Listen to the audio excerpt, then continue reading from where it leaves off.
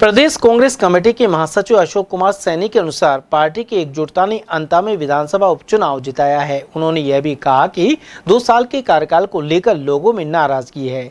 इसके अलावा अंता में विजयी रहे कांग्रेस प्रत्याशी प्रमोद भाया जैन ने गहलोत सरकार में मंत्री रहते हुए भरपूर विकास कार्य करवाए थे। ऐसे में वोटर्स ने भाया और कांग्रेस पर विश्वास जताया है। सैनी खुद भी अंता में प्रचार करने पहुंचे थे। सर, राजस्थान के अंता में जिस तरह से चुनाव हुए हैं और कांग्रेस के प्रत्याशी प्रमोद भाया जैन चुनाव जीते हैं, आप प्रदेश कांग्रेस कमेटी के महासचिव हैं, प्रचार में भी गए थे, क्या प्रतिक्रिया? मैं आपके चैनल के माध्यम से बताना चाहूँगा। पूर्व में भी मैंने आपके चैनल को बताया था, जहाँ भी मुझे मौका मिला था बताया था कि राजस्थान में जो बाई इलेक्शन होने जा रहा है अंता 12 का, उसमें हम शुरू से ही हमको उम्मीद थी कि हमारा कैंडिडेट प्रमोद जैन भाया कांग्रेस प्रत्याशी वो जीतेगा, क्योंकि उसके जीतने का कारण था कि वहाँ एक हफ्ता हम लगा के आए हैं अंता में। पूर्व में पिछला कार्यकाल भी हमने भाया जी का देखा था, जब राजस्थान में गहलोत सरकार थी, वो खान मंत्री थे, उससे पूर्व भी चिकित्सा मंत्री रह चुके। तो ये इनको पहली बार नहीं, काफ़ी टाइम से जानता हूँ। ये प्रदेश कांग्रेस कमेटी में उपाध्यक्ष रह चुके, मैं इनके साथ महासचिव था, इनके साथ काम करने का पहला भी मुझे मौका मिला, तो मैं भाया जी के व्यवहार से उनसे परिचित था। तो मैंने पूर्व में बताया था कि यहाँ अंता से बाई इलेक्शन हम भाया जी हमारे कांग्रेस प्रत्याशी जीतेगा। कि वहाँ हम जब प्रचार में गए तो कोई भी गांव, कोई भी ढाणी ऐसी नहीं कि जहाँ प्रमोद जैन भाया की तारीफ नहीं की हो। कोई कमी नहीं, ना पानी की तरफ से कोई समस्या थी, ना रोड की थी, ना बिजली की। हर काम में आगे से आगे गाँव वालों को साथ देते थे।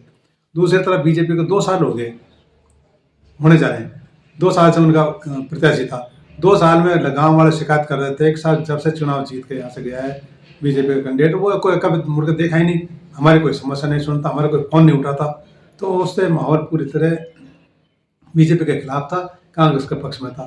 तो हमको पूरी उम्मीद थी, लेकिन हमको थोड़ा सा डाउट था कि जो निर्दलीय प्रत्याशी है मीणा जी, वो जो खड़े हुए हैं हमारे मीणा वोटों को काटेगा, लेकिन वो भी हमारे ज़्यादा वोट नहीं रोक पाए।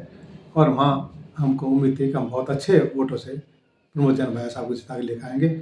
और हमारे सभी नेताओं ने अच्छी मेहनत की, चाहे आदरणीय गहलोत साहब थे, आदरणीय पायलट साहब थे, हमारे आदरणीय टीकाराम जूली जी थे, हमारे कांग्रेस के प्रदेश अध्यक्ष डोटासरा साहब थे, सब ने अच्छी तरह मेहनत की। वहाँ प्रभारी हमारे अशोक चांदा जी पूर्व मंत्री, उनको लगाया हुआ था, और सभी नेताओं ने अच्छी मेहनत करी। वहाँ की जनता ने हमको पूरा सहयोग किया, इसीलिए हम 15,000 से भी ज़्यादा मार्जिन से अंतर सीट जीत गए।